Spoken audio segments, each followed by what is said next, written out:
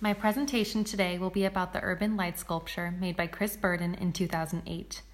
This now 10-year-old sculpture is a large-scale assemblage of old streetlights. According to the New York Times, these streetlights come from the 20s and 30s and have been refurbished. As stated by Mr. Burden in an interview with the Los Angeles Museum of Art, Burden proclaimed, "I often think it's about imagining something you might reject as being out of hand, initially, and then trying to look at the other side of the coin and seeing what that might be. I think there are often two ways of looking at something. Burden used these old street lamps and turned them into something beautiful.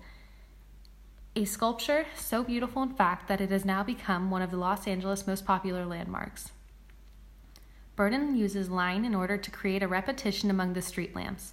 This creates a pattern that from any angle you're looking at the sculpture when standing inside of it, there is a three-dimensional effect that encompasses you with light.